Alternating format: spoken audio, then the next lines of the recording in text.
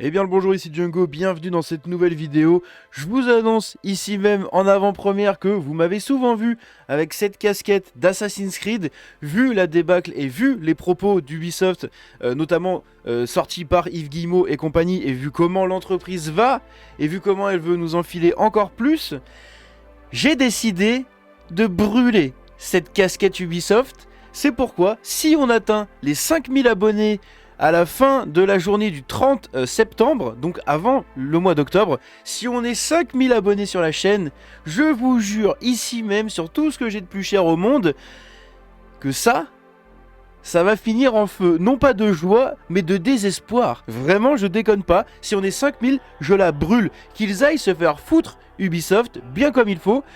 Bref, aujourd'hui, on va parler d'un autre studio complètement honteux qui renaît de ses cendres, entre guillemets, puisque les cendres, eh ben, c'est lui qui s'est brûlé tout seul, tout simplement. Je vous parle ici, bien sûr, de The Day Before, dont on va regarder 2-3 petites choses ici, notamment ce court extrait assez sympa, puisque c'est un jeu qui avait été annoncé en 2021, un jeu de survie, etc., à la troisième personne, qui avait l'air extrêmement prometteur, vraiment, au vu des technos qu'ils avaient mis, mais comme d'habitude, c'était un putain de downgrade auquel on a assisté, puisque quand le jeu est sorti l'année dernière, ça a été un échec total, puisque tous les gens qui avaient participé au financement, qui avaient donné des thunes pour acheter le jeu, etc., eh ben ils ont été complètement enfumés direct, puisque le jeu était complètement nul à chier. Ça fait beaucoup trop de complètement dans cette phrase, donc on va regarder ça vite fait. Vous allez voir, je vous le mets juste ici, donc à gauche, vous avez l'extrait qui date de 2021. C'est caché notamment par ma caméra, que je vais décaler tout de suite. Vous voyez quand même que c'est vraiment pas très beau, n'est-ce pas? Vous avez à gauche l'extrait de 2021 et l'extrait de 2023. Si vous regardez les textures, si vous regardez un peu l'univers, l'éclairage, etc., c'est nul. C'est putain de nul. Et c'est ça que les gens ont financé. Du coup, ils se sont fait achever sur place publique. Ils ont pris tarif, un truc de fou. Mais la petite news rigolote d'aujourd'hui, c'est tout simplement que ce studio, eh ben ils sont revenus. Ils sont revenus comment? Avec cette petite déclaration juste ici, très sympa. Pareil, je vais décaler ma cam. Tout le monde mérite une seconde chance. Nous nous excusons profondément auprès de tout le monde pour The Day Before et assumons l'entière responsabilité de ce qui s'est passé. Consultez notre plan Fantastique 2.0 où nous partageons comment nous allons corriger nos erreurs passées et nous nous préparons à revenir mieux. Et ils veulent refaire un nouveau jeu. Ils reviennent avec un nouveau jeu, ils veulent votre argent une deuxième fois, ça ne leur a pas suffi. Comment ça se fait que ce studio n'a pas fermé d'ailleurs? C'est très étrange comme truc. C'est financé comment? C'est financé par l'argent de la drogue, le blanchiment d'argent, etc. ou quoi? Comment ça se fait qu'ils sont encore debout? Bref. Les développeurs derrière The Day Before sont de retour avec un nouveau jeu, mais il a peut-être déjà été découvert, comme une arnaque. Et oui, vous allez le voir après, c'est très intéressant. Bref, The Day Before était un jeu qui, étonnamment, a pu gagner un public et une communauté de joueurs qui pensaient que c'était peut-être la prochaine chose dans les jeux de survie zombies post-apocalyptiques. Il avait l'air vraiment très prometteur. Il y avait un train de battage médiatique qui était un peu déconcertant parce qu'il a survécu à de multiples accusations d'arnaque d'autres jeux dans son marketing. Et même jusqu'au lancement, il y avait encore des espoirs que c'était tout ce que le développeur fantastique avait promis et peut-être plus. Ils avaient publié un trailer de gameplay qui, bon, on voyait que déjà c'était plus très ouf, mais ça avait l'air quand même assez sympa. Et ça avait rien à voir avec ce que le jeu, était quand il est sorti. Le studio et le jeu n'étaient apparemment plus dans une semaine après le lancement de The Day Before et en accès anticipé, mais pas plus tard qu'hier, le studio est revenu, présentant un nouveau jeu et demandant qu'on lui donne une seconde chance de rattraper la débâcle qu'était The Day Before. Tout le monde mérite une seconde chance, c'est marqué ici, c'est ce qu'ils ont dit en premier lieu. Commence le studio dans une déclaration publiée sur Twitter. Nous nous excusons profondément auprès de tout le monde pour The Day Before et assumons l'entière responsabilité de ce qui s'est passé. Ils ont lancé un Kickstarter pour leur nouveau jeu avec un nouveau document où ils promettent, voilà, à partir de maintenant, de se conduire sur la base de 3 principes: l'honnêteté, la transparence et le professionnalisme. Mais oui, bien sûr, on vous croit. Il énumère des objectifs tels que élever les normes de développement, développer le professionnalisme et rentabiliser l'identité de la marque. Oui, bien sûr. Le document se termine par des déclarations de mission et de vision, où Fantastic dit que sa mission est de créer des jeux qui seront aimés pendant des décennies. Yes, aimés pendant des décennies. Si on revient sur leurs déclarations sur Twitter et qu'on lit un peu les commentaires, c'est très rigolo, hein. Vous avez vraiment besoin d'être poursuivi en justice. Je n'arrive pas à croire que vous ayez l'audace de demander plus d'argent après avoir escroqué les gens. Qu'est-ce qui va pas chez vous? Et eux ils ont dit, comment ça nous avons arnaqué, nous avons remboursé tout l'argent. Et cette réponse me termine, redonner l'argent volé ne vous absout pas du vol, pour votre information. Ça me termine. Ici on a Pirate Nation qui dit, il y en a un autre qui dit, qu'est-ce qui s'est passé exactement avec The Day Before? Le projet était-il trop ou vous n'aviez pas de plan pour cela?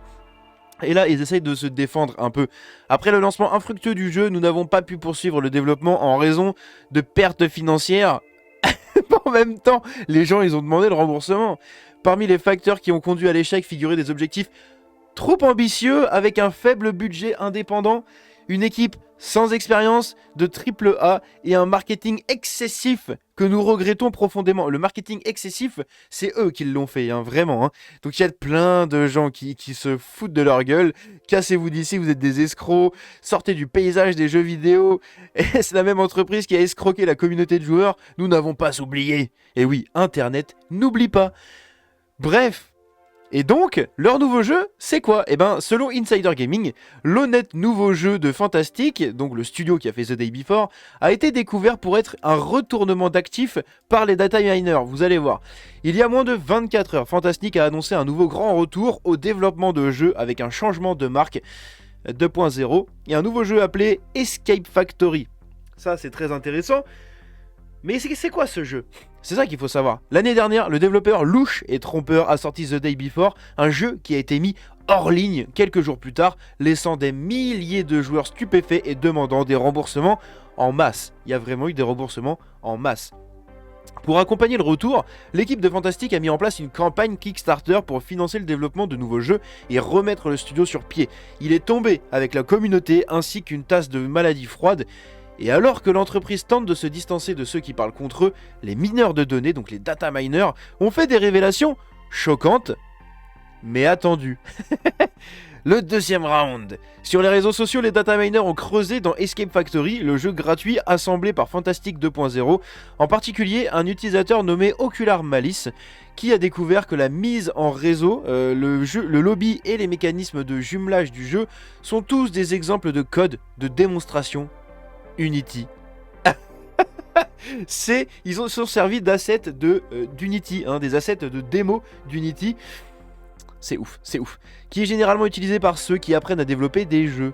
Ailleurs, la majorité de la base du code de jeu est composée d'actifs simplement retournés à partir de la boutique d'Unity, dont beaucoup sont gratuits.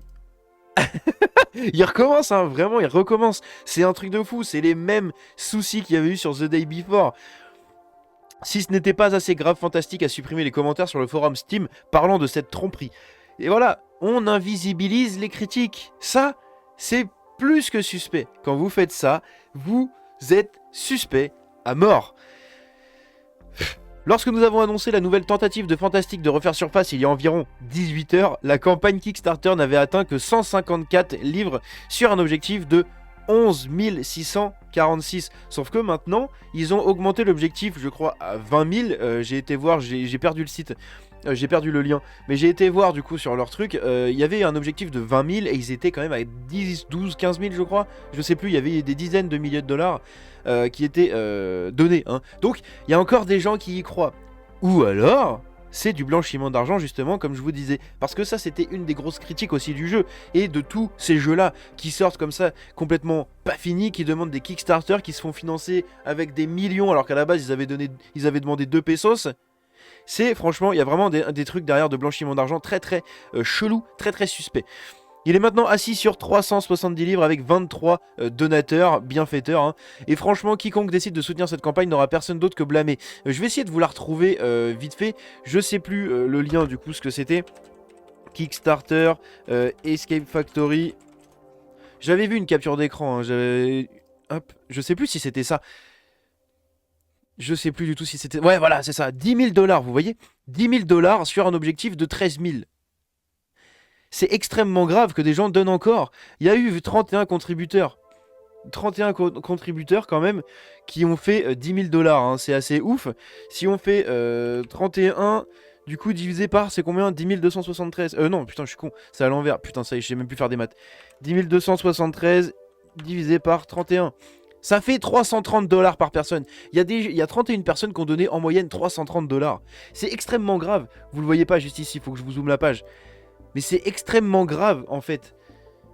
Qui soutient ce genre de jeu complètement frauduleux? C'est dangereux pour l'industrie, c'est dangereux pour tout. Gardez votre argent, arrêtez de financer des Mongols. Bref. Ils ont mis une petite courte vidéo.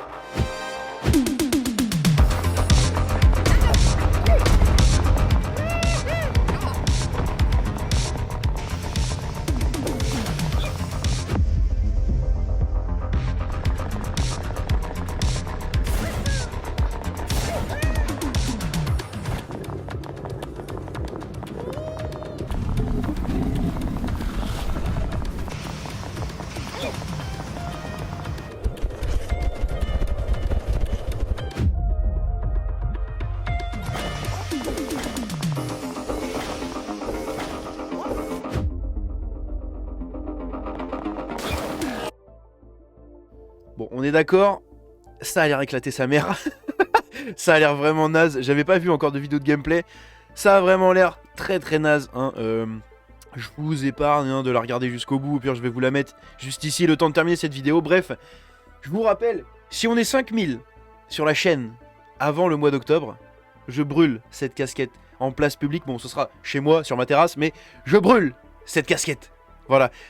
N'hésitez pas à vous abonner, à liker la vidéo, à la partager, évidemment, toujours dans l'objectif de dénoncer et d'ouvrir les yeux sur tout ce qui est frauduleux dans cette industrie du jeu vidéo. J'ai vraiment un peu reconverti ma chaîne là-dessus parce que c'est quelque chose que j'aime beaucoup dénoncer, c'est ce que je voulais faire déjà avant, mais bon, j'avais pas de visibilité, je savais pas trop comment faire.